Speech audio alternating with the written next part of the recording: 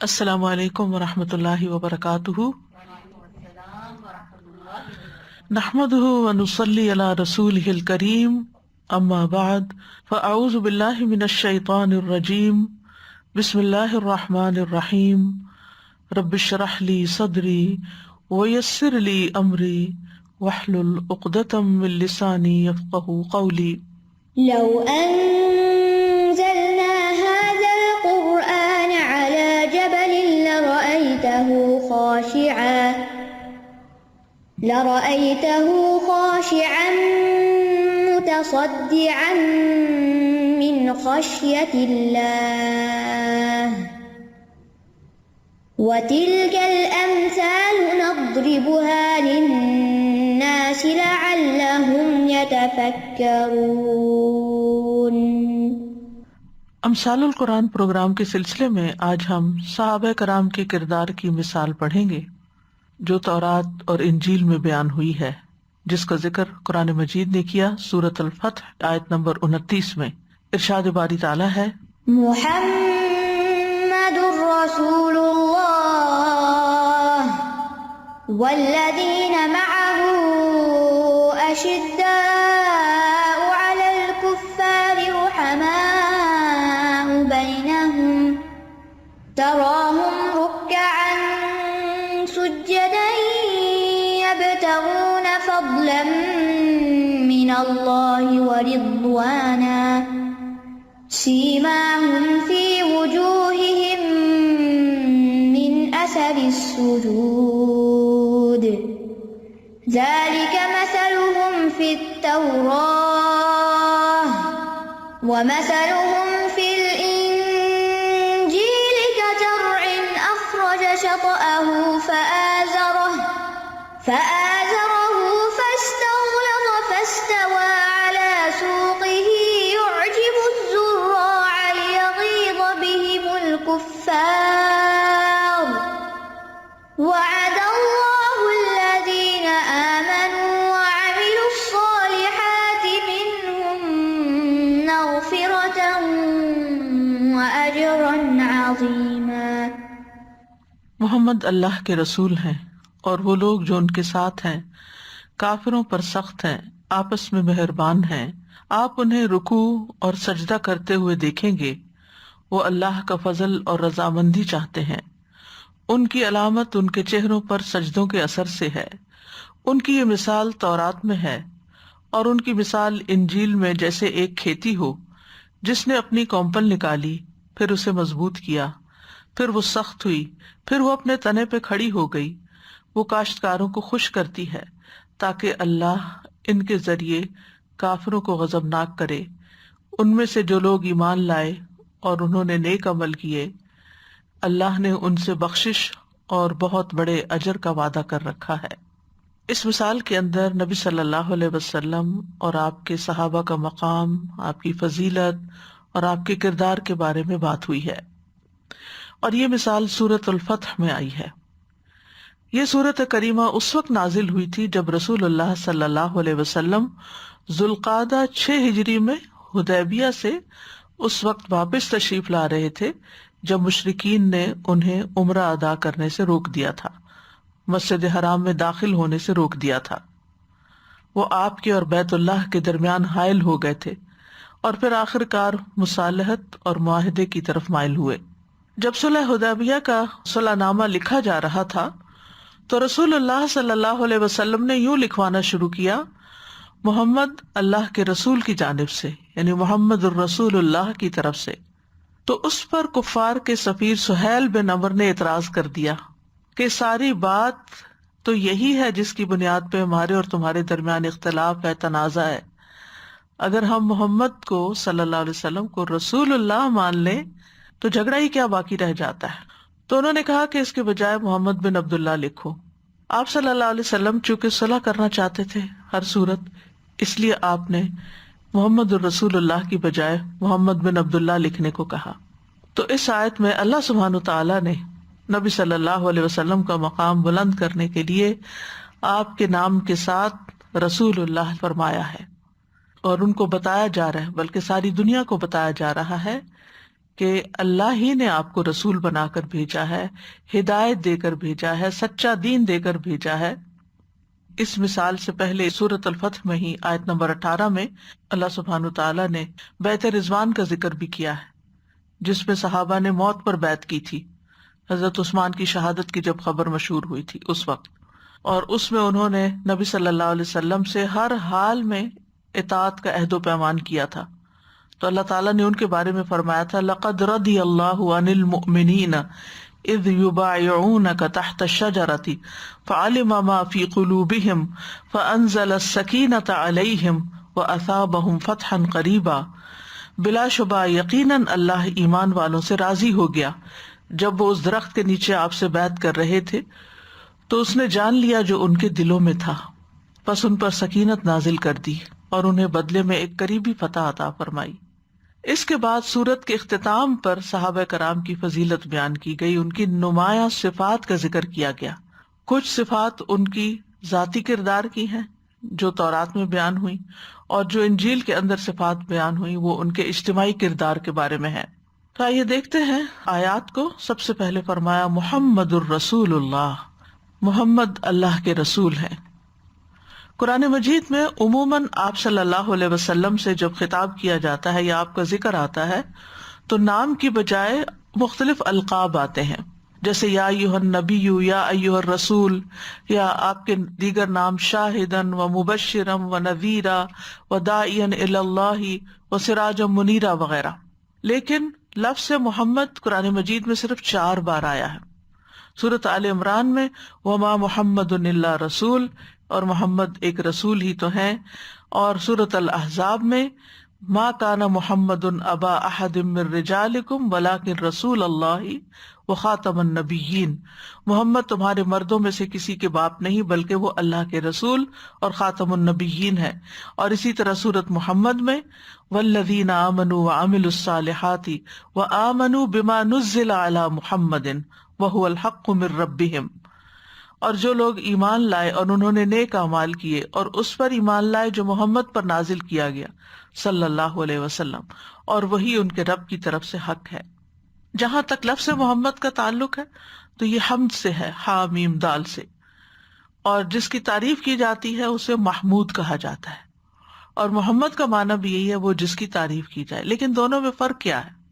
محمد صرف اس کو کہہ سکتے ہیں جو بکثرت قابل ستائش خصلتیں رکھتا ہو اپنے اندر، یعنی جس کے اندر واقعی تعریف کے قابل کردار ہو، عادات ہو، خصلتیں ہوں۔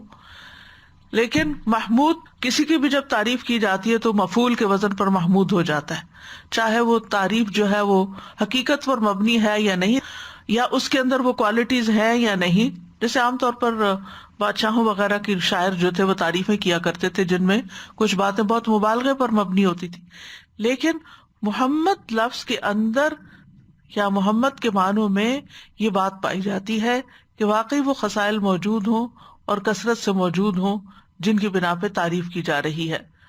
نبی صلی اللہ علیہ وسلم کے دیگر نام بھی ہیں، احمد نام بھی ہے جو قرآن مجید میں 1 بار آیا ہے۔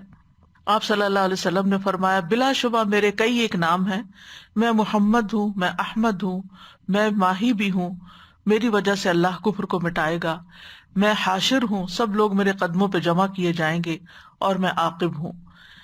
اور اسی طرح دوسری جگہ پر مقفع اور حاشر اور نبی التوبہ اور نبی الرحمہ کے نام بھی ملتے ہیں۔ لیکن نبی صلی اللہ علیہ وسلم کو محمد الرسول اللہ کہنے میں آپ کی بہت بڑی فضیلت ہے، آپ کی بہت زیادہ عزت ہے، آپ کے مقام اور آپ کی رسالت کی گواہی دی گئی ہے۔ تو اللہ سبحانہ تعالیٰ نے آپ کے نام کو یہاں پر اجاگر کیا ہے اور اس نام کا ایک طرح سے شوق بھی دلایا ہے۔ اور ہم دیکھتے ہیں کہ امت میں جتنا نام محمد رکھا گیا ہے اتنا نام شاید ہی کوئی اور رکھا گیا ہو، یعنی لوگ اس کو اپنے لیے باعث فضیلت سمجھتے ہیں کہ ان کے نام کے ساتھ محمد صلی اللہ علیہ وسلم کا نام یا احمد کا نام آئے۔ تو محمد صلی اللہ علیہ وسلم واقعی قابل تعریف ہیں، اور آپ بے شمار اپنے اندر خصوصیات رکھتے ہیں جن کا ذکر اللہ سبحانہ وتعالیٰ نے بھی کیا، جن کا ذکر صحابہ کرام بھی کرتے ہیں، جو آپ کے گفتگو سے، آپ کے کردار سے، آپ کے عبادات سے، آپ کے معاملات سے ظاہر ہوتا ہے۔ دوسری طرف وہ لوگ ہیں جو آپ کے ساتھی تھے، والذین معہ، اور وہ لوگ جو آپ کے ساتھ ہیں، یعنی آپ کے ساتھی ہیں، آپ کے صحابہ ہیں جنہوں نے آپ کا ساتھ دیا. اور اس سے مراد سب سے پہلے اول درجے پر تو وہ صحابہ ہیں جو آپ کے ساتھ رہے ابتدا سے اور پھر بیعت رضوان میں بھی شرکت کی. اور اس کے بعد یہ کہ صحابی کے لفظ کے تحت وہ تمام لوگ آ جاتے ہیں جو تھوڑی دیر کے لیے بھی ایمان کی حالت میں آپ کے ساتھ رہے. اسی لیے منافقین جو ہیں وہ صحابی نہیں بن سکتے کیونکہ ان کے اندر ایمان نہیں تھا. پھر عمومی طور پر وہ سب لوگ جنہوں نے آپ کا ساتھ دیا تھرو آؤٹ دا ایجز، وہ مسلمان جنہوں نے احسان اور نیکی کے ساتھ آپ کی اتباع کی اور آپ کے مشن کا ساتھ دیا. سورۃ التوبہ میں ان کا ذکر آتا ہے، والسابقون الاولون من المہاجرین والانصار، یعنی یہ کیٹیگریز ہیں. سب سے پہلی کیٹیگری کن کی ہے؟ مہاجرین کی، پھر انصار کی، پھر اس کے بعد کون لوگ آتے ہیں؟ والذین اتبعوہم باحسان، وہ لوگ جو نیکی کے ساتھ ان کے پیچھے آئے، یعنی یا مہاجرین کے طریقے پر یا پھر انصار یا پھر کچھ دونوں کی صفات لے کر آپ کی پیروی کی. باحسان رضی اللہ عنہم ورضوا عنہ، اللہ ان سے راضی ہو گیا اور وہ اس سے راضی ہو گئے. وَأَعَدَّ لَهُمْ جَنَّاتٍ تَجْرِي تَحْتَهَا الْأَنْهَارُ، اور اس نے ان کے لیے ایسے باغ تیار کیے ہیں جن کے نیچے نہریں بہتی ہیں. خالدین فیہا ابدا، جن میں وہ ہمیشہ ہمیشہ رہیں گے. ذالک الفوز العظیم، یہ ہے دراصل بہت بڑی کامیابی. اصل کامیابی تو یہ ہے کہ ایسے لوگوں کا ساتھ نصیب ہو، لیکن یہ اسی صورت میں ہو سکتا ہے جب ہم اپنی زندگیاں انہی کے طریقے کے مطابق گزاریں. ان کی خصوصیات کیا تھی؟ اشداء علی الکفار، کہ وہ کفار کے مقابلے پر سخت تھے. اشداء کا لفظ جو ہے شد سے ہے، شین دال دال، شدت کا لفظ بھی اسی سے نکلا ہے. اور یہ عہد، بدن، انسانی قوتیں، عذاب، ان مختلف معنوں میں شدت کا لفظ استعمال ہوتا رہتا ہے. قرآن مجید میں آتا ہے وَكَانُوا أَشَدَّ مِنْهُمْ قُوَّةً، وہ قوت میں ان سے بہت زیادہ شدید تھے. علمہ شدید القویٰ، جبریل علیہ السلام کی صفت ہے کہ آپ کو نہایت قوت والے نے سکھایا ہے. اور شدید القویٰ، یہاں جبریل علیہ السلام بھی شدید ہیں، لیکن کس میں؟ قوا میں، قوتوں میں. نہایت قوت والے جبریل علیہ السلام نے آپ کو سکھایا. جہنم کے اوپر جو ملائکہ مقرر ہیں ان کی بھی صفت آتی ہے غلاظ شداد. تو یہ مختلف لفظ شدید، شداد، اشد، شدہ، اشدہ، ایک ہی روٹ سے مختلف طرح کے الفاظ آتے ہیں. تو عربی زبان میں کہتے ہیں فلان شدید علیہ، فلاں اس پر بڑا شدید ہے، یعنی اس شخص کو جو شدید ہے، رام کرنا، اپنی باتوں میں لگانا، اس کو بہلانا پھسلانا، یہ بڑا مشکل ہے. یعنی بڑا بااصول انسان ہے وہ. یعنی سخت ہونے کا مطلب صرف یہ نہیں ہے کہ وہ میدان جنگ میں سختی کے ساتھ پیش آتے ہیں، مطلب یہ ہے کہ وہ اپنے ایمان کی پختگی، اپنے اصولوں کی مضبوطی، اپنی سیرت کی طاقت اور ایمانی فراست کی وجہ سے کفار کے مقابلے میں چٹان کے پتھر کی طرح ہیں. یعنی وہ موم کی ناک نہیں کہ جدھر ان کو موڑنا چاہے مڑ جائیں اور انہیں خریدا جا سکے یا ان کو اپنی مرضی کے مطابق ڈھالا جا سکے. نہیں، ان کے اندر جو ایمان ہے اس کی وجہ سے وہ بالکل واضح ہے کہ انہیں زندگی میں کیا کرنا ہے. یہاں ایک بات یہ بھی یاد رہے کہ سخت ہونے کا مطلب یہ نہیں کہ وہ رحم نہیں کرتے، رحم دل نہیں، یعنی کبھی کسی کافر سے رحم کا معاملہ نہیں کرتے. ہاں، جہاں سختی کا حکم ہوتا وہاں سختی کرتے، اور جہاں رشتہ داری کا معاملہ ہوتا یا کسی اور تعلق کا تو وہاں پر ان کے ساتھ رحم و کرم کا معاملہ بھی کرتے تھے. یعنی عقیدے کے معاملے میں شدید تھے، لیکن معاملات میں لوگوں کے ساتھ حسن سلوک میں نرم دل بھی تھے. اور قرآن مجید میں انہیں اس کے بارے میں واضح ہدایت بھی دی گئی. سورۃ الممتحنہ کی آیت ہے کہ ایسے کفار جو تم سے جنگ نہیں کرتے اور نہ تمہیں تمہارے گھروں سے نکالتے ہیں تو تم بھی ان کے ساتھ حسن سلوک کرتے رہو اور ان کے حق میں انصاف کرو، یقیناً اللہ انصاف کرنے والوں سے محبت رکھتا ہے. تو بہرحال کفار کی بھی کیٹیگریز ہیں، لیکن عمومی طور پر یہ ہے کہ صحابہ کرام کی یہ صفت یوں بیان کی گئی ہے کہ وہ اپنے اصول کے بہت پکے ہیں، اپنے مقصد سے بالکل ہٹنے والے نہیں، مقصد کی خاطر سر دھڑ کی بازی لگانے والے ہیں، اور اس میں کسی قسم کا کوئی کمپرومائز نہیں کرتے۔ جہاں تک رشتوں کو نبھانے کا تعلق ہے تو ہم دیکھتے ہیں کہ حضرت اسماء، جن کی والدہ مشرکہ تھیں، جب وہ مدینہ آئیں اور ان سے کچھ مالی تعاون کی امید رکھتی تھی تو نبی صلی اللہ علیہ وسلم کی اجازت سے انہوں نے ان کے ساتھ صلہ رحمی کی۔ تو یہ رحم و کرم کا معاملہ ہے۔ تو یہ ایک بہت یونیک خوبی ہے کہ ایک شخص کے اندر اصولوں کی سختی بھی ہو، اصولوں کے معاملے میں وہ فرم بھی ہو، لیکن معاملات میں، تعلقات میں، اخلاق میں، رویے میں انتہائی پھولوں جیسی نرمی بھی ہو، خوشبو بھی ہو، خوبصورتی بھی ہو۔ جیسے علامہ اقبال نے کہا نا کہ ہو حلقہ یارا میں تو بریشم کی طرح نرم، رزم حق کو باطل ہو تو فولاد ہے مومن۔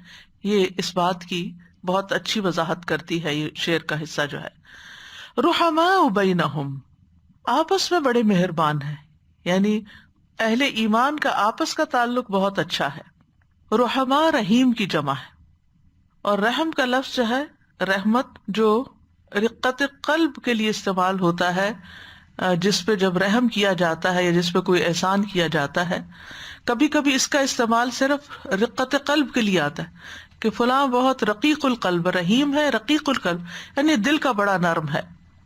اور کبھی صرف احسان کے لیے بھی استعمال ہوتا ہے، کسی پر احسان کرنا رحم کرتے ہوئے، چاہے رقت قلب ہو یا نہ ہو، دونوں معنوں میں آتا ہے۔ تو رحماء بینہم یعنی وہ مومن اپنے بھائیوں کے ساتھ محبت کرتے ہیں، نرمی برتتے ہیں، نیکی اور تقوی کے کاموں میں ایک دوسرے کے ساتھ تعاون کرتے ہیں، قلبی اور جسمانی نرمی والے ہیں، یعنی ان کے نفس بھی ایک دوسرے کے لیے نرم ہے اور وہ ایک دوسرے پہ ویسے بھی سہل تھے، ہین لین سہل۔ تو اہل ایمان دوستی اور دشمنی کے معیار میں ایمان کے تابع ہوتے ہیں، نہ کہ جذبات کے تابع یا مفادات کے تابع۔ تو بنیادی طور پر یہاں صحابہ کرام کی بہت تعریف کی گئی ہے اور ان کی دو خاص خوبیوں کو جمع کیا گیا ہے، جس کا ذکر سورۃ المائدہ میں بھی آتا ہے، یا ایھا الذین آمنوا من یرتد منکم عن دینہ فسوف یأتی اللہ بقوم یحبہم ویحبونہ اذلۃ علی المؤمنین عزۃ علی الکافرین۔ تو یہاں بھی مومنوں پر بہت نرم ہونے کی بات بھی کی گئی اور کافروں پر سخت ہونے کی، اور آپس کی جو ان کی نرمی اور رحم دلی تھی وہ یہاں تک تھی کہ جب ایک مومن دوسرے کو دیکھتا تو مصافحہ ضرور کرتا، اور اسی طرح یہ کہ اگر کوئی دوسرا بھوکا یا ضرورت مند ہوتا تو اس کو اپنے اوپر ترجیح دیتے تھے، جیسا کہ سورۃ الحشر میں آتا ہے وَيُؤْثِرُونَ عَلَىٰ أَنفُسِهِمْ وَلَوْ كَانَ بِهِمْ خَصَاصَةٌ، وہ دوسروں کو اپنے اوپر ترجیح دیتے ہیں خواہ انہیں خود سخت حاجت ہی کیوں نہ ہو۔ تَرَاهُمْ رُكَّعًا سُجَّدًا، آپ انہیں دیکھیں گے رکوع کرتے ہوئے، سجدے کرتے ہوئے، یعنی ایک طرف انسانوں کے ساتھ ان کا تعلق اصول کے سخت ہے لیکن معاملات میں نرم ہے، اور دوسری طرف اللہ سبحانہ تعالیٰ سے تعلق عاجزی اور بندگی کا ہے، رکوع اور سجدوں کی حالت میں ہوتے ہیں۔ تراہم، آپ انہیں دیکھیں گے۔ رؤیت کا صرف ایک ہی نہیں، کئی معنی ہوتے ہیں۔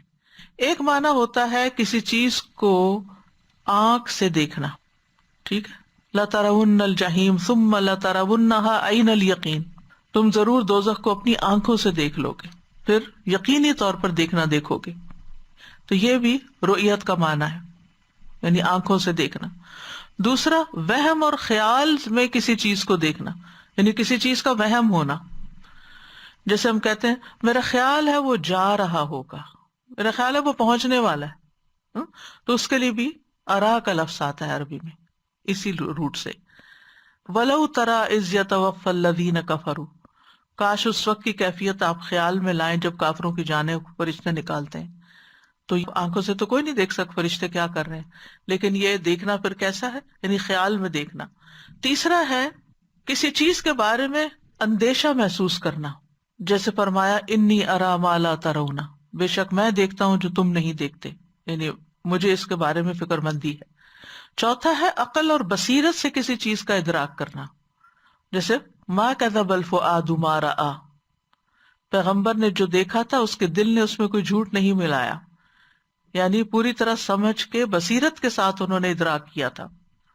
تو تراہم میں یہاں پر آپ دیکھیے کہ ضروری نہیں کہ آپ ان کو فزیکلی دیکھیں، لیکن آپ ان کے بارے میں امیجن کر سکتے ہیں، خیال کر سکتے ہیں، اور ان کی جو باتیں ان کے بارے میں پڑھتے ہیں یا ان کے کردار. اور ویسے بھی نبی صلی اللہ علیہ وسلم سے اگر خطاب ہے تو آپ انہیں دیکھتے ہیں اپنے ساتھیوں کو کہ وہ کیا کرتے ہیں، رکوع کرتے ہیں، سجدے کرتے ہیں.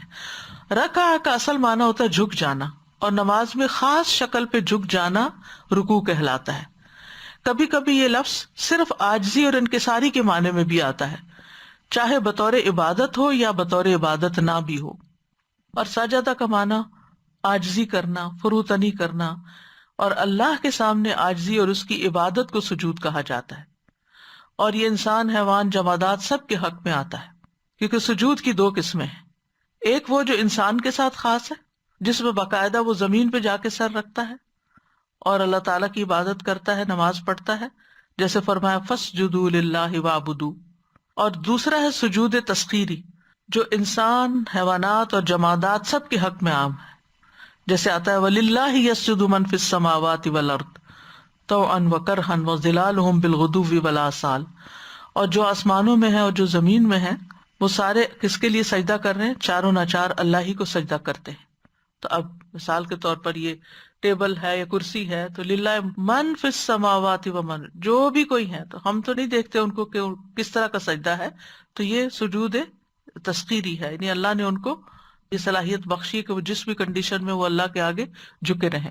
تو پچھلے جملے میں اشداء علی الکفار اور رحماء بینہم کی بات آئی تھی، اور یہاں پر تراہم رکعا سجدا کی بات، کہ کبھی آپ ان کو رکوع کی حالت میں دیکھیں گے، کبھی سجدے کی حالت میں دیکھیں گے.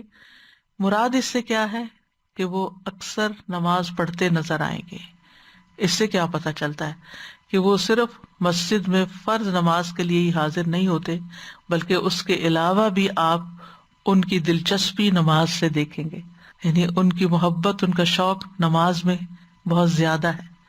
کیونکہ نبی صلی اللہ علیہ وسلم نے فرمایا بندہ اپنے رب کے سب سے زیادہ قریب اس وقت ہوتا ہے جب وہ سجدے میں ہوتا ہے، تو اس وقت بہت دعا کیا کرو.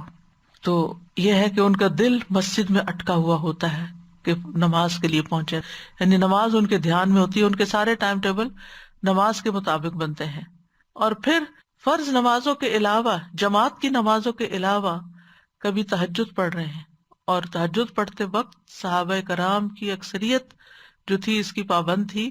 اور نبی صلی اللہ علیہ وسلم جو تھے، جب وہ گزرتے تھے کسی گلی سے رات کے وقت اندھیرے میں، تو مختلف گھروں کو صرف ان صحابیوں کی تلاوت کی وجہ سے، جو وہ بلند آواز سے کر کے نمازیں پڑھ رہے ہوتے تھے، اس سے پہچانتے تھے.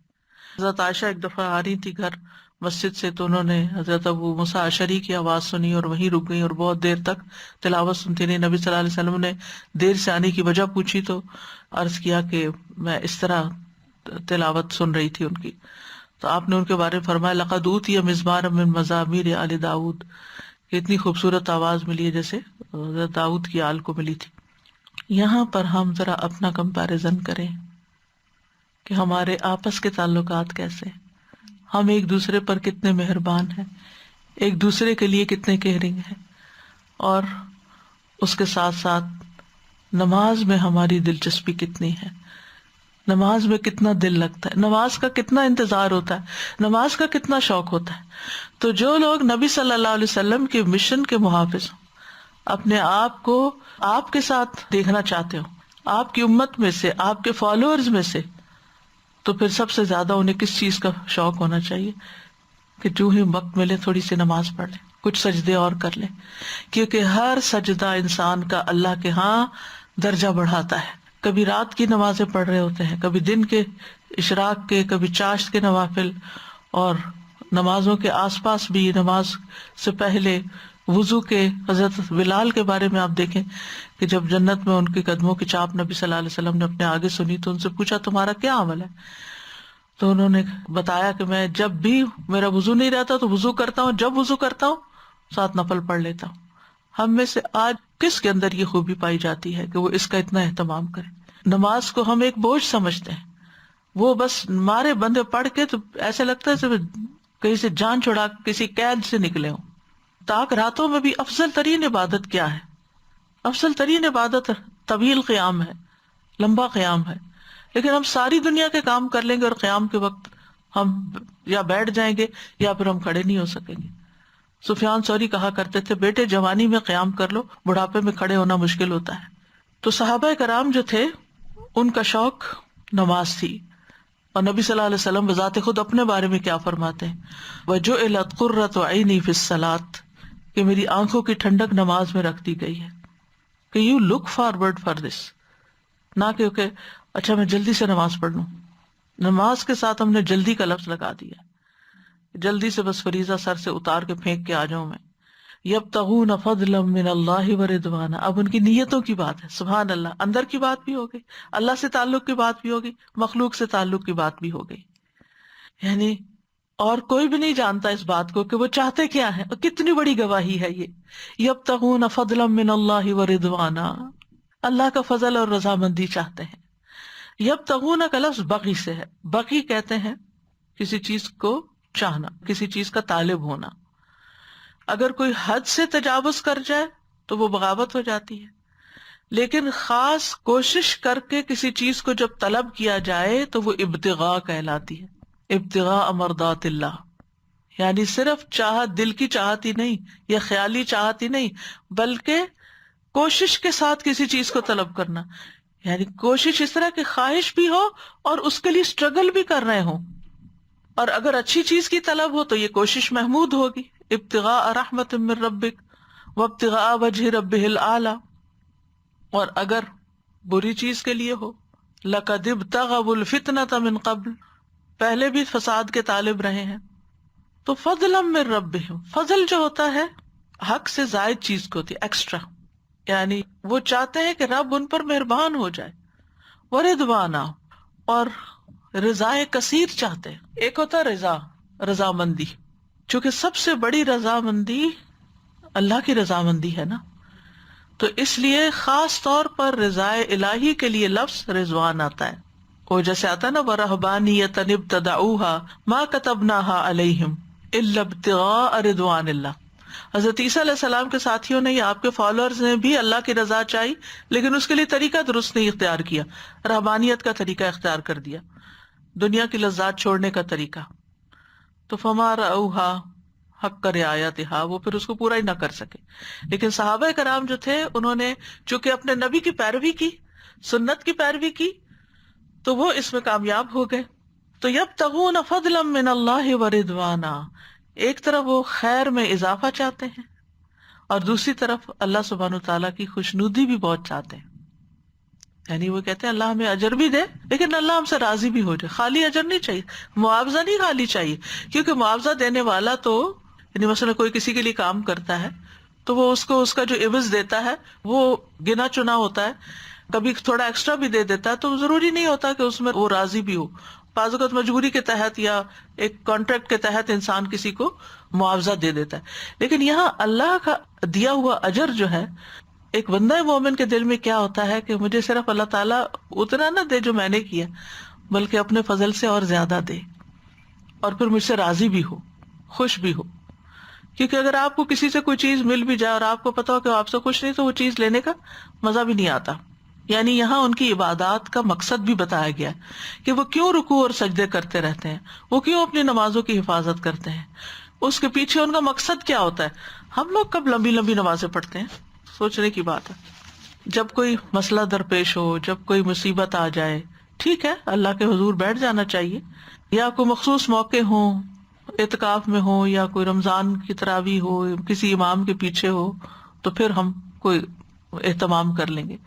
لیکن یہاں پر یہ خود سے جو والنٹیرلی اپنے رکوع سجدے کرتے ہیں، اس کے پیچھے ان کا مقصد صرف اللہ کا قرب حاصل کرنا ہوتا ہے، اس کی رضا اور ثواب حاصل کرنے میں کامیابی حاصل کرنا ہوتا ہے. اور نہ صرف یہ کہ نماز بلکہ باقی اعمال میں بھی اخلاص کے طالب ہیں.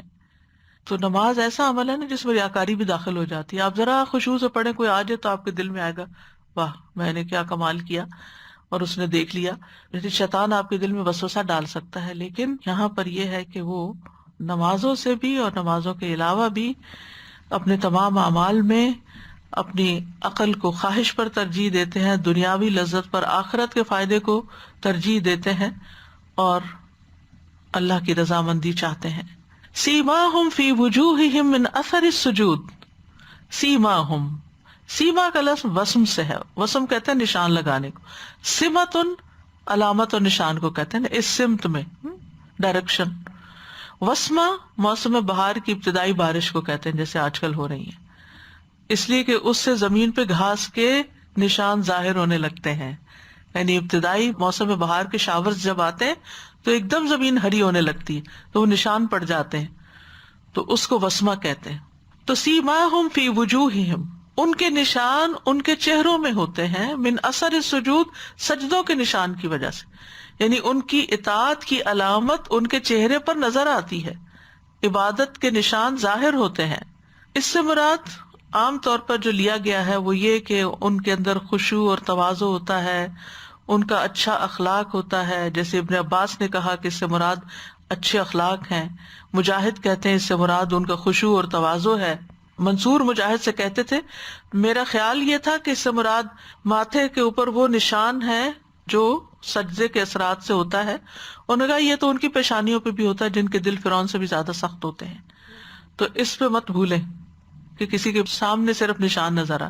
ہاں یہ ضرور ہوگا کہ ان کے جو چہرے کا نور ہے اور ان کے جو ملاحت ہے اور جو خشوع اور خضوع ہے اور جو ان کی نیکی ہے ان کے چہروں سے ظاہر ہوتی ہے، اور پلس یہ کہ وہ نشان بھی ظاہر ہو سکتا ہے، اور کبھی کسی کا اسکن ایسی ہوتی ہے کہ وہ نشان ظاہر نہیں بھی ہوتا۔ سدی کہتے ہیں نماز ان کے چہرے روشن کر دیتی ہے۔ بعض سلف کہتے ہیں جو کثرت سے رات کو نماز پڑھے گا دن کو اس کا چہرہ خوبصورت ہوگا۔ بعض سلف کہتے ہیں نیکی کی وجہ سے دل میں نور پیدا ہوتا ہے جس کی چہرے پہ روشنی آتی ہے، روزی میں کشادگی ہوتی ہے، لوگوں کے دلوں میں محبت پیدا ہو جاتی ہے۔ تو یہ تو حقیقت ہے نا کہ عبادت کا جتنا حسن ہوگا اتنا ہی انسان کا باطن بھی روشن ہوگا اور پھر ظاہر بھی اس کا روشن ہوتا جائے گا۔ یعنی جب آپ اخلاص کے ساتھ عبادت کرتے ہیں، کوئی کام کرتے ہیں، تو آپ کے دل کے اندر ایک خاص بصیرت اور ایک خاص روشنی آ جاتی ہے، ایک فراست آ جاتی ہے، آپ وہ کچھ دیکھنے لگتے ہیں، اپنی غلطیاں اور برائیاں بھی، صرف دوسروں کی نہیں، اپنے اندر بھی، اور دوسروں کی خوبیاں آپ کو نظر آنے لگتی ہیں، آپ کو بہترین فیصلے کرنے کی توفیق ہونے لگتی ہے، اور یہ اس وقت ہوتا ہے جب آپ کی عبادت میں اخلاص ہوتا ہے، یعنی عبادت کی کثرت بھی ہو اور اخلاص بھی ہو، تو اللہ سبحانہ و تعالیٰ ایسے لوگوں کے لیے وہ کچھ ظاہر کر دیتا ہے کہ جو باقی لوگوں کو ظاہر نہیں ہوتا، چاہے وہ نمازیں بھی پڑھتے ہوں۔ اور عمومی طور پر ہم دیکھتے ہیں کہ انسان کے باطن کا اس کے اوپر اثر ہوتا ہے، جن کی نیتیں اچھی ہوتی ہیں، جن کے اندر خدا ترسی ہوتی ہے، وہ بھی ان کے چہروں سے ظاہر ہوتی ہے۔ حضرت عمر کہا کرتے تھے جو انسان اپنے باطن کو درست کر لیتا ہے اللہ اس کے ظاہر کو بھی درست کر دیتا ہے۔ تو بہرحال یہ اسلام کی علامت ہوتی ہے، اخلاق کی، خشوع و خضوع کی، جو ان کے چہروں پہ نظر آتی ہے، اور اس کے بارے میں شام کے عیسائیوں نے بھی گواہی دی تھی، انہوں نے صحابہ کے چہروں سے انہیں پہچان لیا تھا۔ امام مالک کہتے ہیں جب صحابہ کرام کی فوجیں شام کی سرزمین میں داخل ہوئیں تو شام کے عیسائی کہتے تھے کہ مسیح کے حواریوں کی جو شان ہم سنتے تھے یہ تو اسی شان کے لوگ نظر آتے ہیں۔ یہ صحابہ کرام کو دیکھتے ہی پہچان لیا انہوں نے۔ اور یہاں سجدے کا خاص ذکر کیا گیا ہے کیونکہ سجدہ ہی اصل عبادت ہے، اور اللہ کی عبادت اور اخلاص کے درجات میں سب سے اعلیٰ درجے کی مثال ہے، اور عاجزی اور انکساری کی بھی۔ اور بعض یہ بھی کہتے ہیں کہ یہ نور جو ہے وہ قیامت کے دن بھی ان کے چہروں پہ ہوگا، وضو کے اعضاء کے چمکنے کی وجہ سے وہ پہچانے جائیں گے۔ یعنی دنیا میں تو ان کو یہ نور ملتا ہی ہے، قیامت کے دن بھی نور ملے گا جس کی وجہ سے وہ دوسرے لوگوں سے الگ طور پہ پہچانے جائیں گے، یہ ان کی علامت ہوگی۔ ابن عباس کہتے ہیں قیامت کے دن ان کی نمازیں ان کے چہروں پہ ظاہر ہو جائیں گے۔ اللہ ہمیں اچھی نمازوں کی توفیق دے کہ جیسی خوبصورت نماز ہوگی ویسے ہی خوبصورت چہرے ہوں گے۔ تو بہرحال ایک اور نقطہ یہاں قابل غور ہے کہ اللہ تعالیٰ نے ان کے اخلاق کی صفت پہلے بیان کی ہے اور نمازوں کی صفت بعد میں بیان کی ہے، کیونکہ آپ کسی کو نماز تو کسی وقت پہ پڑھتا ہوا دیکھیں گے، شاید نہ بھی دیکھیں، لیکن کسی انسان سے ملتے ہی اس کا معاملہ آپ کو سمجھ آ جائے گا کہ کس قسم کا انسان ہے۔ فرمایا ذالک مثلہم فی التوراۃ، ان کی یہ مثال، ان کا یہ وصف، ان کی یہ علامات تورات کے اندر پائی جاتی ہیں۔ تورات میں نبی صلی اللہ علیہ وسلم اور صحابہ کی صفت پڑھ کر کعب احبار مسلمان ہوئے تھے. وہ کہتے ہیں کہ ان کے والد نے ان سے تورات کے 2 ورقے چھپا کے رکھے ہوئے تھے اور وہ ورقے روشن دان میں تھے اور اس کو مٹی کے گارے سے لیپ کر دیا گیا تھا. لیکن مرنے سے پہلے انہوں نے کعب کو کہا کہ یہاں پر 2 ورقے ہیں، میرے مرنے کے بعد ان پہ عمل کرنا. کعب کہتے ہیں جب میرے والد فوت ہو گئے تو میں نے وہ کھولی جگہ تو ان میں لکھا ہوا تھا کہ محمد اللہ کے رسول ہوں گے، وہ خاتم النبیین ہوں گے، ان کے بعد کوئی نبی نہیں آئے گا، ان کی جائے پیدائش مکہ ہوگی اور ان کی ہجرت کا مقام مدینہ ہوگا. نہ وہ سخت طبیعت ہوں گے، نہ سخت زبان استعمال کرنے والے ہوں گے، نہ بازاروں میں چیخ پکار کرنے والے ہوں گے. وہ برائی کا بدلہ برائی سے نہیں دیں گے بلکہ برائی کا بدلہ اچھائی سے دیں گے. وہ درگزر کریں گے، معاف کر دیں گے، بخش دیں گے. ان کی امت اللہ کی حمد کرنے والی ہوگی جو ہر چیز میں اور ہر حال پر اللہ کی حمد بیان کرے گی. یہ بقائی نے اپنی تفسیر میں واقعہ لکھا ہے. تو کعب احبار کہتے ہیں کہ ہم رسول اللہ صلی اللہ علیہ وسلم کی صفات اپنی تورات میں لکھی ہوئی پاتے ہیں، اور ان میں مزید یہ بھی تھا کہ وہ جنگ میں صفیں بناتے ہیں اور نماز میں صفیں بناتے ہیں، ایک جیسی یہ صفیں ہوں گی ان کی. اور راتوں کو نماز میں قرآن پڑھنے کی ان کی گونج ایسی ہوگی جیسے شہد کی مکھیوں کی بنبناہٹ ہوتی ہے. ان کی بادشاہت شام تک پہنچ جائے گی. یہ سنن دارمی کی روایت میں یہ مزید اضافے ہیں کچھ کہ جو نبی صلی اللہ علیہ وسلم کے صحابہ کے بارے میں بیان ہوئے اور آپ صلی اللہ علیہ وسلم کے بارے میں. ذالک مثلہم فی التوراۃ، یہاں پر وقف کیا جاتا ہے کہ یہ مثال تورات پر ہے، اور بعض نے تورات کے علاوہ انجیل پر بھی جا کے وقف کیا ہے. اور صحابہ کرام کی جو مثال انجیل میں آئی ہے بنیادی طور پر وقف تورات پر ہی بنتا ہے، انجیل والی مثال آگے ہے. یعنی مثلہم فی الانجیل کیا ہے؟ کزرع، ایک کھیت کی طرح. اب یہاں پر صحابہ کرام کی اجتماعی جو حالت ہے وہ بیان کی گئی ہے کہ وہ کیسا کھیت ہے. یعنی انجیل میں ان کی مثال کھیتی کی طرح ہے، اور زر کہتے ہیں نباتات اگانے کو، اور زارع کہتے ہیں کسان کو. اور یہاں زارع کون ہے؟ محمد صلی اللہ علیہ وسلم، جنہوں نے یہ کھیت لگایا تھا، یہ باغ لگایا تھا صحابہ کرام کا. اخرج شطأہ فآزرہ، یہ کھیتی ایسی تھی کہ جس نے سب سے پہلے اپنی شاخیں نکالی. شط یعنی یہ وہ چھوٹی چھوٹی سٹیمز ہوتی ہیں جو مین سٹیم سے رائٹ لیفٹ نکل رہی ہوتی ہیں. وہ چھوٹے چھوٹے تنکے سے نہیں ہوتے جو لگے ہوئے ہوتے ہیں. اگر آپ نے اپنے پاس انڈور پلانٹس رکھے ہوئے ہوں اور آپ ان کا خیال بھی رکھتے ہوں اور ان کا مشاہدہ بھی کرتے رہتے ہوں تو آپ نے دیکھا ہوگا کہ پتے نکلنے سے پہلے چھوٹی سی کمپل نکلتی ہے، پھر وہ ذرا سے اوپر ہوتی ہے، پھر اس کے بعد اس میں سے مزید چیزیں نکلتی ہیں. تو یہ وہ شاخیں ہوتی ہیں جو کھیتی کے دونوں طرف سے نکلتی ہیں. یعنی پودا کہہ لیں، کھیتی سے ہم کراپ ساری مراد لینے لگتے ہیں. اور اس کی جمع اشتا اور شتو ہے. تو یہ اس وقت کہا جاتا ہے جب کھیتی اپنی شاخیں نکالتی ہے. شطأ الزرع واشتأ فآزرہ، اس کا مطلب یہ کہ شاخیں اپنے تنوں کو قوت دیتی ہیں، ان کو مضبوط کرتی ہیں اور اس کو اس طرح بنا دیتی ہیں کہ وہ زمین میں مضبوطی سے گڑ جاتی ہیں. اصل میں ازار کہتے ہیں تہبند، شد الازار کہتے ہیں تہبند باندھنا. اور تہبند یا بیلٹ جب باندھی جاتی ہے تو اس سے انسان اپنے آپ کو اسٹرانگ فیل کرتا ہے.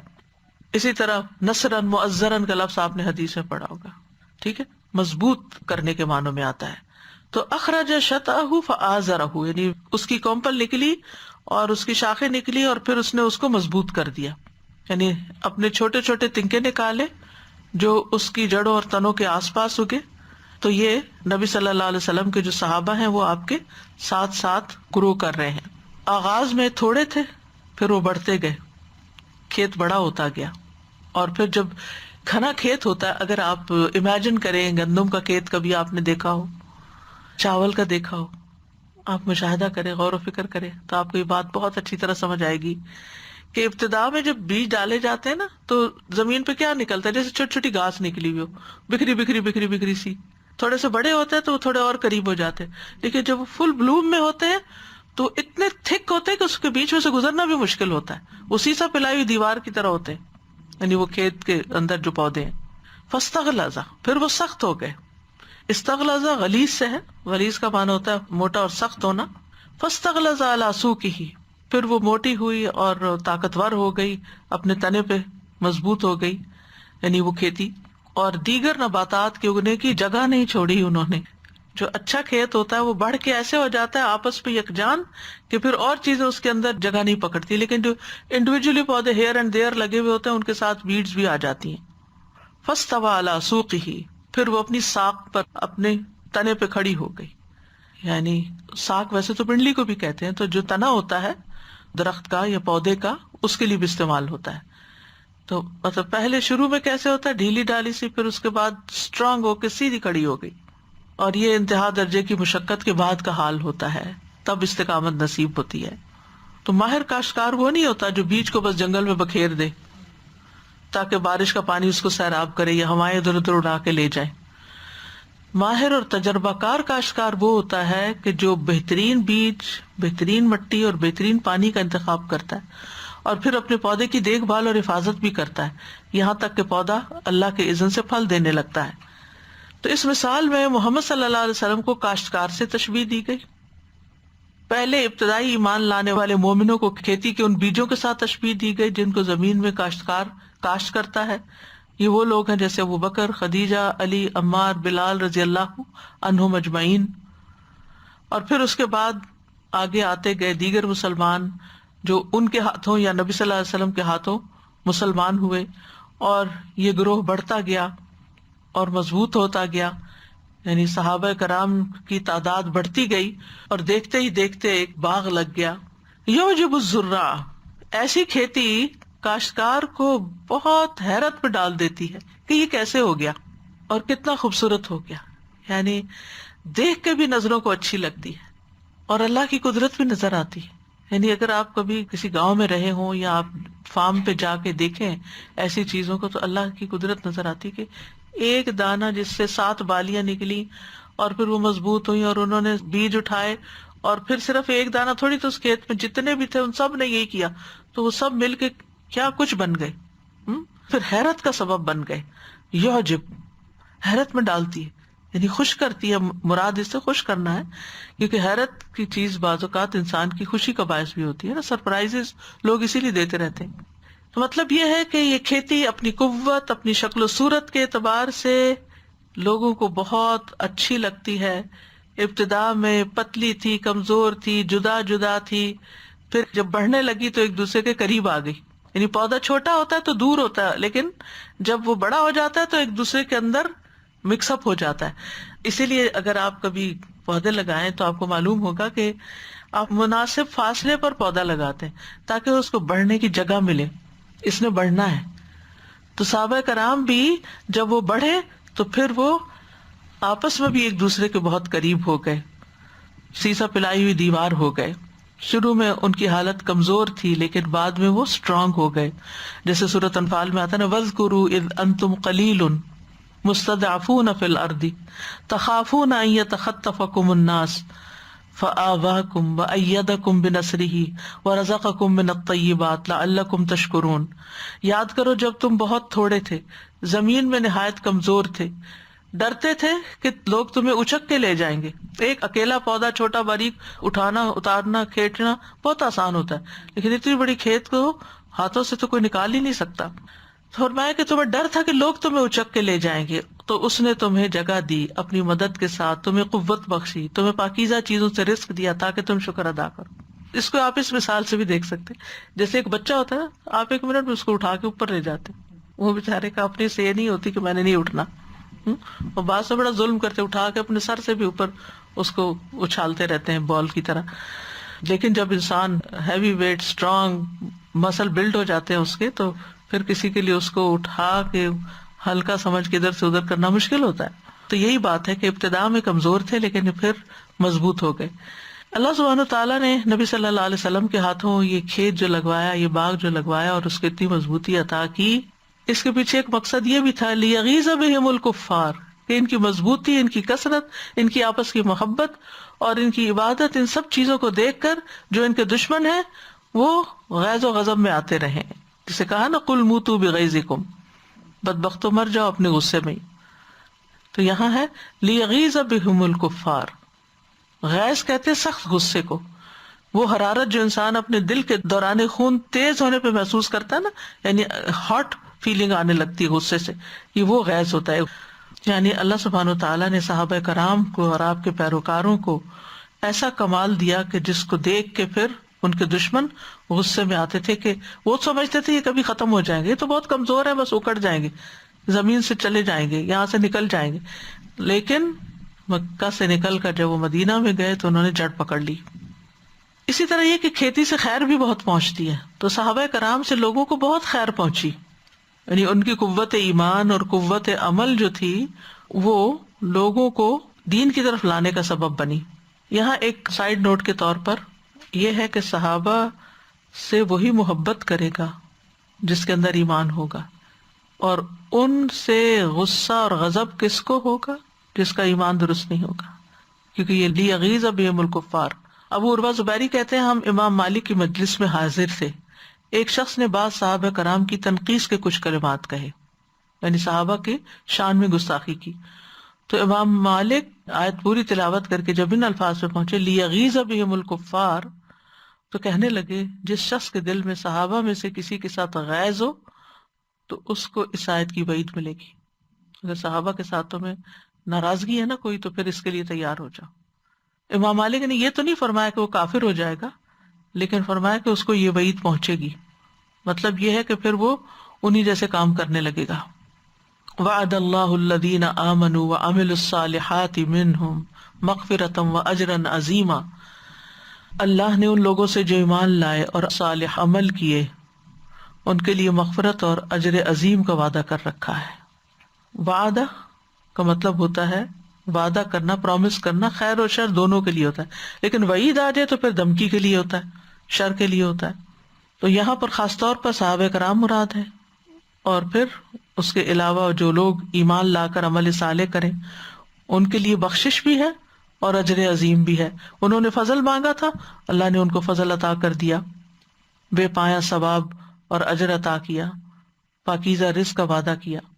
اور حقیقت یہ ہے کہ سب سے بڑا اجر تو جنت ہی ہے، اجر عظیمہ، کیونکہ انہوں نے نبی صلی اللہ علیہ وسلم پر ایمان لا کر، جبکہ پہلے کوئی ایمان نہیں لایا ہوا تھا، ایمان لا کر آپ کا ساتھ دے کر آپ کے لیے ایک دفاع کی صورت اختیار کر کے ہر موقع پر، اور پھر اپنے مال سے، اپنی جان سے، ہر طرح آپ کا ساتھ دیا.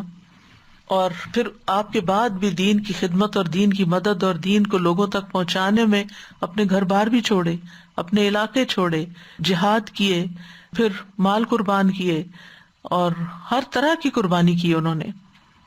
اور پھر یہاں پر ایک خوشخبری بھی ہے کہ جو شخص صحابہ کرام کے نقش قدم پر چلے گا وہ بھی انہی کے حکم میں ہے، انہیں بھی ایسی فضیلت اور سبقت اور کمال حاصل ہوگا. بات ہے نا والسابقون السابقون اولئک المقربون. اور پھر یہ ہے کہ پہلوں میں زیادہ ہے اور پچھلوں میں کم ہے، جس سورۃ الواقعہ میں آتا ہے نا، یعنی بعد کے افراد میں سے، امت میں سے بھی ایسے لوگ آئیں گے جو ان کے طریقے پر چلیں گے، لیکن کم ہوں گے ایسے لوگ. اور پھر اس آیت سے یہ بھی پتہ چل رہا ہے کہ ایمان اور عمل صالح کا نتیجہ کیا ہے، مغفرت اور اجر عظیم. اور پھر یہ کہ صحابہ کرام کی ہمیں عزت اور احترام کرنا چاہیے، کیونکہ آپ ہمارے پیارے نبی کے ساتھی تھے. اور سب سے پہلے کچھ لوگ مسلمان ہوئے جس میں 5 غلام، 2 عورتیں اور ابو بکر صدیق رضی اللہ عنہ تھے. پھر حضرت ابو بکر صدیق نے بھی آگے دعویٰ کا کام شروع کیا تو ان کے ہاتھ پہ کچھ لوگ مسلمان ہوئے.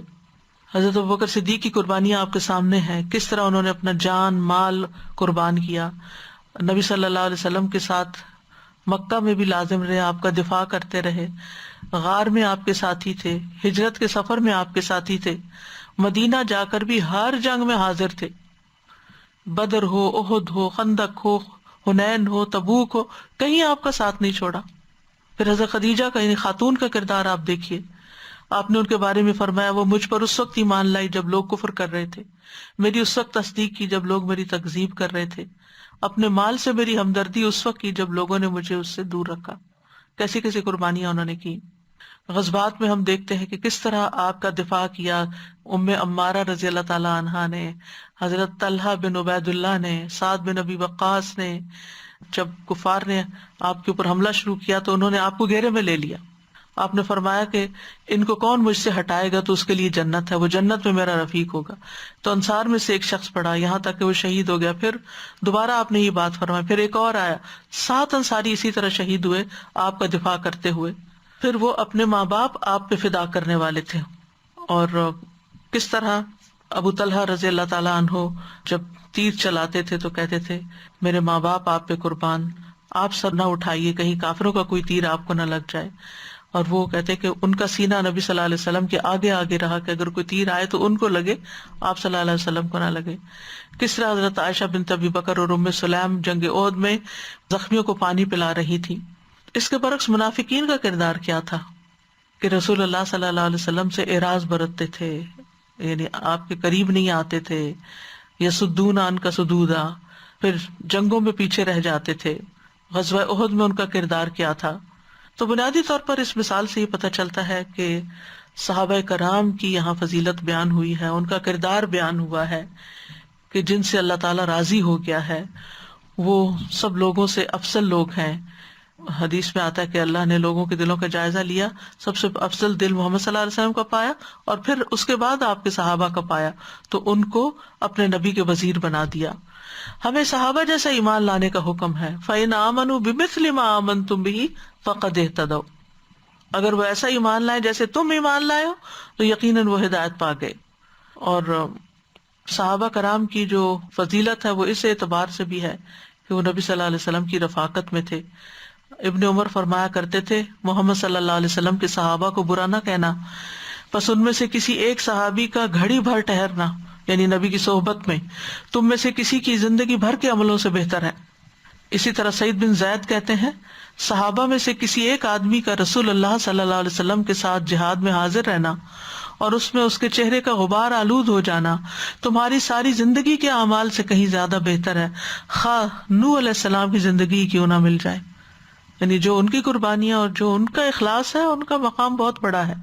اس لیے کسی کو بھی صحابہ کے بارے میں نامناسب گفتگو نہیں کرنی چاہیے اور ان کے ساتھ محبت کا رشتہ ہونا چاہیے، کیونکہ ایمان والوں کا آپس کا رشتہ محبت کا رشتہ ہوتا ہے.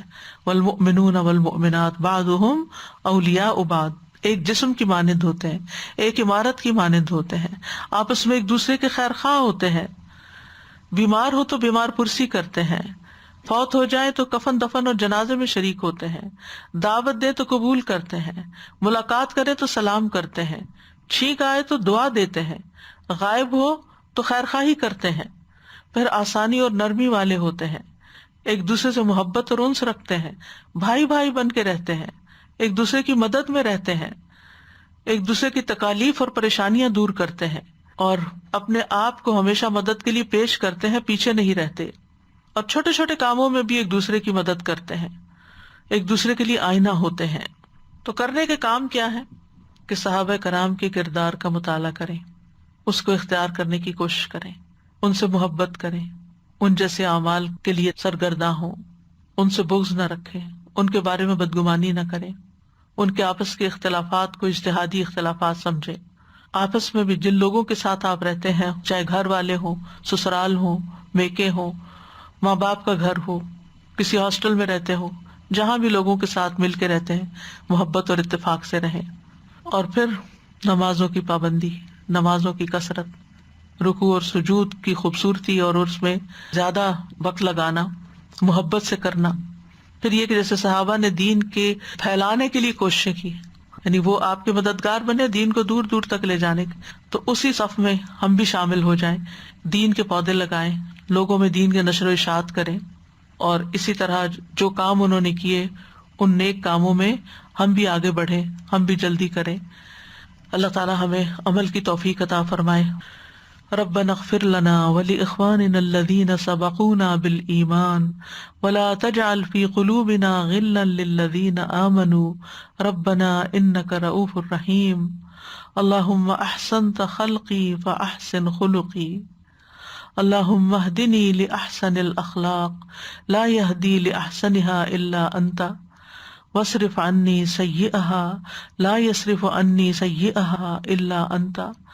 اللهم الف بين قلوبنا اللهم ألف بين قلوبنا وأصلح ذات بيننا واهدنا سبل السلام ونجنا من الظلمات إلى النور وجنبنا الفواحش ما ظهر منها وما بطن وبارك لنا في أسماعنا وأبصارنا وقلوبنا وأزواجنا وذرياتنا وتب علينا إنك أنت التواب الرحيم واجعلنا شاكرين لنعمتك مثنين بها قابليها وأتمها علينا یا رب العالمین. ربنا آتنا فی الدنیا حسنۃ وفی الآخرۃ حسنۃ وقنا عذاب النار. ربنا هب لنا من ازواجنا وذریاتنا قرۃ اعین واجعلنا للمتقین اماما. یا رب العالمین، یا ارحم الراحمین، ہمیں ایسا بنا جیسے تجھے پسند ہے. یا اللہ ہمیں اپنی رضا عطا فرما، ہماری نیتوں کو خالص کر دے، ہماری عبادات کو خوبصورت بنا دے، ہمارے اخلاق کو بہترین بنا دے، ہمیں اسلام کا ایک مضبوط کھیت بنا دے، ہمارے اندر اجتماعیت، اتفاق اور محبت پیدا کر دے. یا اللہ ہمیں صحابہ کرام کے انعمت علیہم کے طریقے اور نقش قدم پر چلنے کی توفیق عطا فرما. اللہ تمام بیماروں کو صحت عطا فرما. یا اللہ جو لوگ کرونا کی وبا میں مبتلا ہے، اللہ ان کے لیے مشکلات آسان کر دے. اللہ تعالیٰ جن لوگوں کی جاب چلی گئی ہے، جن کے بزنس ختم ہو گئے ہیں، یا اللہ ان کو اپنی رحمت اور اپنے خزانوں سے عطا کر اور کسی کا محتاج نہ کر یا رب العالمین. تو ہم سب کو، ہماری اولادوں کو، ہمارے والدین کو قیامت کے دن بخش دینا اور ہمیں اپنے پسندیدہ کاموں کی توفیق عطا فرما. ربنا تقبل منا انک انت السمیع العلیم وتب علینا انک انت التواب الرحیم. وصلی اللہ تعالی علی خیر خلقہ محمد وعلی آلہ واصحابہ واہل بیتہ اجمعین برحمتک یا ارحم الراحمین. لو أنزلنا هذا القرآن على جبل لرأيته خاشعا متصدعا من خشية الله وتلك الأمثال نضربها للناس لعلهم يتفكرون. السلام علیکم ورحمۃ اللہ. استاذہ کچھ لوگ اتنی پیار سے نماز پڑھتے ہیں کہ ان کی نماز کو دیکھ کے رشک آتا ہے کہ اللہ سبحانہ تعالیٰ ہمیں بھی ایسا، یعنی بے پرواہی کہ کوئی آس پاس کچھ بھی کر رہا ہے، ان کی نماز اتنی فوکسڈ ہوتی ہے الحمدللہ. اور کسی نے آپ سے کوشچن پوچھا، مجھے اس کا کوشچن ابھی یاد آ گیا. اس نے کہا کہ مجھے نماز سے اتنا پیار ہے کہ میں ڈرتی ہوں کہ میں مر جاؤں گی تو میں اپنی نماز کو مس کروں گی. تو کیا یہ خواہش اچھی ہے؟ کوئی استاذ سے پوچھو کہ میں کہتی ہوں کہ مجھے کوئی حرج نہیں، یہ تو انسان کے جذبات ہے نا، تو جذبات کے اوپر عقل کی تو نہیں وہ لگتی حد. پیاری بات. اور استاذہ ایک یہ بات جو آپ نے شروع میں کہی کہ صحابہ میں کون کون شامل ہے، اس میں وہ لوگ جو رسول اللہ صلی اللہ علیہ وسلم کی بات بھی ہے، اس گروہ میں پھر وہ بھی شامل ہو جائیں گے جو احسان کے ساتھ ان کی پیروی کریں، ان کے رستے پہ چلیں، ان کے طریقے اختیار کریں، عبادات میں، اخلاق میں، دین کی تبلیغ میں. استاد جی میں یہ سوچ رہی تھی کہ کتنی بیلنس پرسنالٹی ان کی بتائی. کفار کے ساتھ سخت ہیں، آپس میں پیار محبت. اگر ہم میں سے کوئی نرم دل ہے تو وہ پھر سب کے ساتھ ہی نرم دل، وہ اپنے اصولوں پہ بھی پھر آپ کمپرومائز کر لیتے ہو. اور اسی طرح اگر عبادات میں آپ ہیں تو پھر دوسرا اسپیکٹ آپ کا ڈاؤن ہو رہا ہے. اور اگر آپ دوسری طرف ہیں تو کئی لوگ کہتے ہیں نا کہ وہ ادھر ادھر کے کام بہت کر لیے اور پھر نمازوں میں جو ہے وہ کمی کو تھا. اللہ معاف کر دے گا نماز. جی تو اتنی بیلنسڈ ایک تو مجھے پرسنالٹی لگی. اور دوسری سب سے زیادہ جو چیز امپریس کرنے والی ہے کہ نبی کریم صلی اللہ علیہ وسلم کی وفات کے بعد ان کے مشن کو لے کے آگے پہنچ گئے، گھر بار چھوڑ دیا. حالانکہ ویسے اگر دیکھا جائے تو وہ تو نبی کریم صلی اللہ علیہ وسلم جب سامنے تھے تو پھر ہوتا ہے نا کہ موٹیویشن بھی ہو رہی ہے اور آپ کو اپریسیشن بھی کائنڈ آف مل رہی ہے، یہ جو بھی. تو ان کی وفات کے بعد گھر بار چھوڑنے اپنے دین کی اشاعت کے لیے، بالکل امیزنگ. کتنے علاقے تو بعد میں فتح ہوئے ہیں نا. میں یہ ہمیشہ اگزامپل مجھے اتنی پسند تھی اگزامپل کہ مجھے لاسٹ پارٹ کبھی سمجھ نہیں آیا کہ یہ کھیتی والا مطلب اتنا ڈیپ میننگ ہے جس آپ نے سمجھایا الحمزہ کے ایک لفظ کو. لیکن جو یہ کاشتکار کی جو آپ نے خصوصیت بتائی کہ انہوں نے اسپیس دیا صحابہ کو، کہ جس طرح پودے اسپیس سے گرو ہوتے ہیں، تو آپ صلی اللہ علیہ وسلم نے بھی ہر صحابہ کو کتنا انڈیویجول اٹینشن دی، اسپیس دیا گرو ہونے کے لیے. Every one was growing in their own way, لیکن سب پیروی کر رہے تھے، کرتے ہوئے اپنے اپنے خوبصورت باغ بن گیا. سبحان اللہ، یہ اتنی خوبصورت بات مجھے لگی. پھر یہ کہ ان کے ہاں نا عذر بہانے نہیں تھے، یہ مجبوری ہے، یہ وجہ ہے، کچھ بھی ہے، آگے بڑھ گئے. نابینا بھی ہے تو آگے، عمر میں چھوٹے ہیں تب بھی آگے کہ ہم شریک ہوں گے اس کام میں. اللہم یسألک رضا کا والجنہ، تو وہ کتنی اچھی دعا ہے، اللہ تعالیٰ کی رضا مل جائے اور جنت بھی مل جنت بھی جائے. مل جائے. تو بالکل. استاذ آپ نے ایک دفعہ بتایا تھا نا کہ رسول اللہ صلی اللہ علیہ وسلم نے یہ نہیں کیا کہ عمر کو کہا کہ تم ابو بکر بن جاؤ. جیسے بن جاؤ، اور ابو بکر کو یہ نہیں کہا کہ عمر جیسے. استاذہ جی، ہم دوسرے کو نا اپنے نظریے سے دیکھتے ہیں، اپنی اینک سے، اپنے ہی طریقے سے. تو کل ہی میری کسی سے بات ہو رہی تھی تو وہ کہنے لگی کہ اپنے والد کی پہلے شروع کی بات، پھر کسی اور کی پھر کسی اور کی. تو پھر میں نے کہا اس دنیا میں آپ کو اپنے طریقے کا کوئی بندہ نہیں ملے گا کہ ہم یہ سوچیں کہ ہمارے جیسا کوئی اور ہماری تربیت کے مطابق ہو. لوگوں کو ہماری پتہ نہیں کتنی فالس نظر آتی اپنے جیسے نہیں نکلتے، وہ اپنی مرضیوں کے مالک ہوتے ہیں. لوگوں کو کتنے کہاں سے بینیفٹ آف ڈاؤٹ کتنا دیتے ہوں گے نا وہ ایک دوسرے کو. ایسے تو نہیں ایک دوسرے کے لیے نرمی اور رحم آتا. ہم بھی اپنے ماتحتوں کو دیکھتے ہیں، اپنے ساتھ دیکھتے ہیں، کتنی غلطیاں ہوتی ہیں، اور ہم اپنے آس پاس دیکھتے ہیں اور پھر ان کو ہم کس طرح سے اگنور بھی کئی دفعہ کر دیتے ہیں. ہمارے سامنے ہو رہا ہوتا ہے سارا کچھ. تو یہ بہت بڑا دل اور بڑے جگرے کی بات ہے. اور پھر اگر کوئی ایسی بات ہے کہ وہ آپ کلیئر بھی کر لیتے ہیں، آپ گرجز دل میں لے کے نہیں بیٹھتے جس کی وجہ سے پھر معاملات درست ہوتے جاتے ہیں. کئی دفعہ آپ کسی کا نظریہ سمجھنے کی بھی کوشش نہیں کر رہے ہوتے کہ یہ کس اینگل سے دیکھ رہا ہے کسی بات کو، یا یہ کس کو کیا کہنا چاہتا ہے. اس سے استاذہ جی بہت زیادہ آپس میں باتیں جو ہیں کلیئر ہو جاتی ہیں. الحمدللہ، جزاک اللہ خیر. میں دیکھ رہی تھی کہ صحابہ کرام رضی اللہ عنہم، اگر انسان اینالائز کرے کہ دے ور ٹاپ پرائیورٹائزرز، کیونکہ ان کو اپنی زندگی کی پرائیورٹی سیٹ تھی اور وہ کہیں نہیں ہلی. یعنی ساتھ ہی آپس میں بھی اگر کسی نے کسی اللہ تعالیٰ کے حکم سے یعنی نسبتاً کم عمل کیا، یا نبی صلی اللہ علیہ وسلم کی سنت سے کہیں ذرا سا بھی ادھر ادھر ہونے لگے تو فوراً ایک دوسرے کو پکڑ کے کھینچا. ہم کتنی احادیث میں پڑھتے ہیں کہ ایک دوسرے سے تھوڑا سا فرم یا ڈانٹ کے بھی بعض اوقات صحابہ نے کیا کیا کہ ان کو واپس سنت پہ لے کر آئے. تو یہ چیز ان کی اسٹرینتھ تھی. تو اللہ سبحانہ تعالیٰ ہمیں بھی یہ چیز توفیق دے کہ ہم آپسی یہ جو رویوں میں بعض اوقات اس طرح کی چیز ہوتی ہے کہ انسان کہتا ہے اچھا نہیں اب اس چیز کو رہنے دیتے ہیں، نہیں، دین کی خاطر تو ہمیں لازم اس کو واپس لانا ہی ہے. اور اسی کے اللہم و بحمدک اشہد ان لا الہ الا انت استغفرک و اتوب الیک. السلام علیکم و رحمۃ اللہ وبرکاتہ.